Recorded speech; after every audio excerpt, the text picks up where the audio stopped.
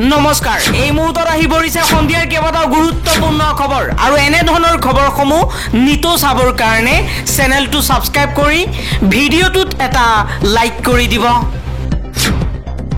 এই মুহূৰ্তত জনাই আছো এটা ব্ৰেকিং নিউজ বিদেশীক নাগৰিকত্ব প্ৰদানৰ সময়সীমা 2024 চনৰ 31 ডিসেম্বৰলৈ বৃদ্ধিৰ বিৰোধিতা মহাসংঘৰ হিমন্ত বিশ্ব শৰ্মাৰ চৰকাৰৰ অধিসূচনাৰ বিৰোধিতাৰে উচ্চতম ন্যায়ালয়ৰ দ্বাৰস্থ হ'ব অসম সন্মিলিত মহাসংঘ পৰৱৰ্তী খবৰ ভৌগোলিক জ্ঞান শূন্য কিছুমান উজনি অসমৰ দল সংগঠনৰ নেতাই মিয়া খেদা অভিযান আৰম্ভ কৰিছে উজনি অসমৰ দল সংগঠনৰ নেতাসকলক লৈ এবাৰ সৰব হৈ পৰিছে ইউনুস তামুলীয়ে কৈছে ভৌগোলিক জ্ঞান শূন্য উজনি অসমৰ দল সংগঠনৰ নেতাৰ সেইবাবে মিয়া মানে বাংলাদেশী বুলি কৈছে ভাইৰেল হ'বৰ বাবেই লম্ফ জম্ফ কৰি আছে উজনি অসমৰ দল সংগঠনৰ নেতাই আন এটা খবৰ ইউক্ৰেইনৰ ওপৰত ৰাছিয়াৰ বৃহৎ আক্ৰমণ ৰাজধানী কিভত 8শৰো অধিক ড্ৰোনেৰে আক্ৰমণ চলাইছে ৰাছিয়াই 13 মিসাইলেৰে আক্ৰমণ চলাইছে ৰাছিয়াই প্ৰথমবাৰ কেবিনেট বিল্ডিংত আক্ৰমণ কৰিছে ৰাছিয়াৰ মিসাইল আক্ৰমণত জুয়ে আঘৰি ধৰিছে কেবিনেট বিল্ডিং ৰাছিয়াৰ আক্ৰমণত শিশুসহ 3জনকৈ লোকৰ মৃত্যু হোৱাৰ খবৰ আহি পৰিছে প্ৰত্যুত্তৰত ৰাছিয়াৰ তেল পৰিবাহী পাইপলাইনত আক্ৰমণ কৰিছে ইউক্ৰেইনে আন এটা খবৰ বি বৰুৱা কলেজৰ সাধাৰণ সম্পাদক হৈ থাকুতেই প্ৰথমবাৰৰ বাবে জুবিন গাৰ্গক আৱিষ্কাৰ কৰিছিল মন্ত্ৰী জয়ন্ত মল্ল বৰুৱাই এবাৰ জয়ন্ত মল্ল বৰুৱাই জুবিন গাৰ্গক আৱিষ্কাৰ কৰাৰ কথা সামাজিক মাধ্যমত প্ৰকাশ কৰিছে জুবিন গাৰ্গক যুৱ মঞ্চলৈ লৈ গৈছিল মন্ত্ৰী জয়ন্ত মল্ল বৰুৱাই জুবিন গাৰ্গে সোণৰ পদক পাইছিল সেই সময়ত সেয়াই আছিল প্ৰথম ৰাজহুৱা চিনাকি আন এটা খবৰ জাপানৰ প্ৰধানমন্ত্ৰী শিগেৰু ইচিবাৰ পদত্যাগ শাসকীয় লিবাৰেল ডেমক্ৰেটিক পাৰ্টিৰ বিভাজন নহবলৈ এই সিদ্ধান্ত গ্ৰহণ কৰিছে জাপানৰ প্ৰধানমন্ত্ৰীয়ে পৰৱৰ্তী খবৰ ৰাহুল গান্ধীৰ ব্ৰিটিছ নাগৰিকত্ব সন্দৰ্ভত গোচৰ তৰা কৰ্ণাটকৰ বিজেপিৰ কৰ্মী এছ ভিগনেশ সিসিৰক ইডিৰ সমন বৈদেশিক মুদ্ৰা ব্যৱস্থাপনা আইনৰ অধীনত সমন জাৰি কৰিছে ইডিয়ে ৰাহুল গান্ধীৰ নাগৰিকত্বক লৈ প্ৰশ্ন উত্থাপন কৰা সকলো নথিপত্ৰ আৰু প্ৰমাণ দাখিলৰ নিৰ্দেশ 9 ছেপ্টেম্বৰত কৰ্ণাটকৰ ইডিৰ কাৰ্যালয়ত হাজিৰ হ'ব লাগিব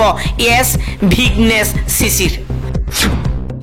আন এটা খবৰ সাংসদ বিধায়কসকলৰ বিৰুদ্ধে দীৰ্ঘদিনীয়া গোচৰ নিষ্পত্তিৰ বাবে 5খন বিশেষ আদালত স্থাপনৰ প্ৰস্তাৱ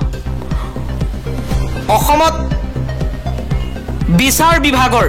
এই ডাঙৰ সিদ্ধান্ত অসমৰ বিচাৰ বিভাগে সংসদৰ সদস্য আৰু বিধানসভা সদস্যৰ বিৰুদ্ধে দীৰ্ঘদিন ধৰি চলি থকা গোচৰৰ ক্ষীপ্ৰ নিষ্পত্তিৰ বাবে 5খন বিশেষ আদালত স্থাপনৰ প্ৰস্তাৱ গুৱাহাটী উচ্চ ন্যায়ালয়ত দাখিল কৰিছে সাক্ষীৰ অনুপস্থিতি স্থগিত ৰখা লেহেমীয়া ফৰেনচিক বিশ্লেষণৰ পলম আদি কাৰকসমূহৰ ফলত সৃষ্টি হোৱা সমস্যা সমাধান কৰাৰ লক্ষ্যৰে এই প্ৰস্তাৱ গ্ৰহণ কৰা হৈছে বুলি সদৰি কৰিছে পৰৱৰ্তী খবৰ আকৌ এবাৰ বিজেপি চৰকাৰৰ বিৰুদ্ধে সৰব লুৰিণজ্যোতি গগৈয়ে কৈছে অসম অবৈধ বিদেশীৰ চৰণীয়া পথাৰ নহয় অসম অবৈধ বিদেশীৰ ডাষ্টবিন নহয় অসমত যোনেই বাংলাদেশী 1971 চনৰ পিছত আহিছে তেওঁলোক অসম এৰি যাবই লাগিব অসম চুক্তি মতে 1971 চনৰ আগত যিসকল আহিছে তেওঁলোক বৈধ ভাৰতীয় আৰু পিছত যিসকল আহিছে হি হিন্দুৱেই হওক বা মুছলমানেই হওক বিদেশী গতিকে অসমত ভোট বেংকৰ ৰাজনীতি কৰিবলৈ চেষ্টা কৰা বিজেপি চৰকাৰক খকিয়াই দিছো বুলি মন্তব্য কৰিছে লুৰিণজ্যোতি গগৈ আন এটা খবৰ কৰিমগঞ্জ শব্দটোৰ বাবে কৰিমগঞ্জৰ নাম সলনি কৰিলে হিমন্ত বিশ্ব শৰ্মাই শ্ৰীভূমিত ছাত্ৰৰ বিক্ষোভ আন্দোলন নাম সলনি কৰাক লৈ উত্তপ্ত হৈ পৰিছে শ্ৰীভূমি কৰিমগঞ্জৰ নাম শ্ৰীভূমি কৰাক লৈ পলমকৈ হলেও উত্তপ্ত হৈ পৰিছে কৰিমগঞ্জ জিলাখন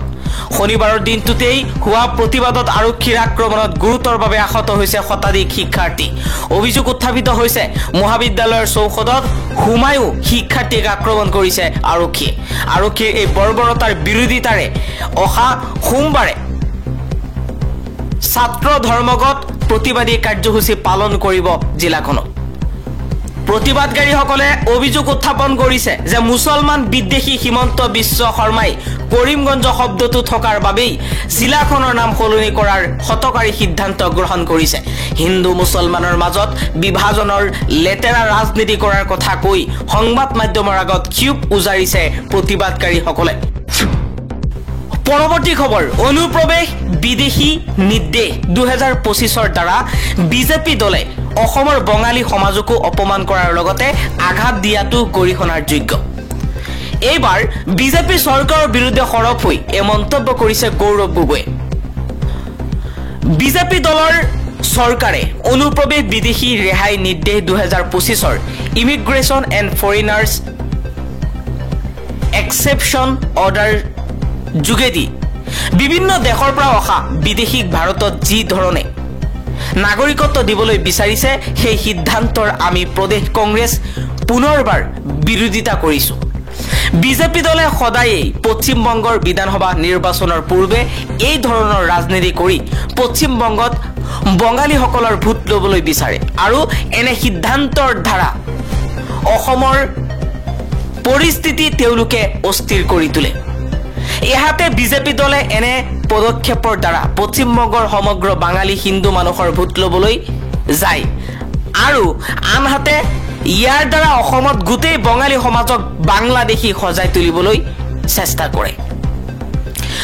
গৌৰৱ গগৈয়ে কৈছে, আমি বিজেপি দলৰ এনে প্ৰচেষ্টাক গৰিহণা দিছোঁ। বিজেপি দলৰ এনে ৰাজনীতিৰ ফলস্বৰূপে অসমত বসবাস কৰা বঙালী মানুহৰ ওপৰত যেনেধৰণে বাংলাদেশী বুলি এক পৰিচয় দিব বিচাৰিছে তাৰ বাবে আমাৰ সমাজৰ মাজত এক অস্থিৰতা সৃষ্টি হৈছে। বিজেপি চৰকাৰে অসমৰ বঙালী মানুহক যেন অপমান কৰাৰ এক সিদ্ধান্ত ল'বলৈ বিচাৰিছে। গৌৰৱ গগৈয়ে কৈছে, মই অসমৰ বঙালী অধ্যুষিত বিভিন্ন ঠাই যেনে হোজাই, হাইলাকান্দি সকলো ঠাইলৈকে গৈছোঁ। অসমৰ সকলো বঙালী মানুহে কৈছে বিজেপি দলে অসমৰ বঙালীসকলক অপমান কৰিছে। পৰৱৰ্তী খবৰ, বিশ্ব চেম্পিয়নশ্বিপত পৰাজয়ৰ পিছত প্ৰশিক্ষণৰ সমৰ্থক লৈ প্ৰশ্ন উত্থাপন কৰিছে অসম কন্যা লাভলীনা বৰগোহাঁইয়ে। 4 ছেপ্টেম্বৰত লিভাৰপুলত অনুষ্ঠিত হোৱা বিশ্ব বক্সিং চেম্পিয়নশ্বিপত মহিলাৰ 75 কেজি শাখাৰ দ্বিতীয় ৰাউণ্ডত তুৰস্কৰ ভুছলা ইছিলদাৰৰ হাতত একপক্ষীয়ভাৱে 0-5 ব্যৱধানত পৰাস্ত হোৱাৰ পিছত শনিবাৰে সন্ধিয়া টকিঅ' অলিম্পিকৰ ব্ৰঞ্জৰ পদক বিজয়ী লাভলীনা বৰগোহাঁইয়ে এটা মৰ্মস্পৰ্শী ছ'চিয়েল মিডিয়া পোষ্ট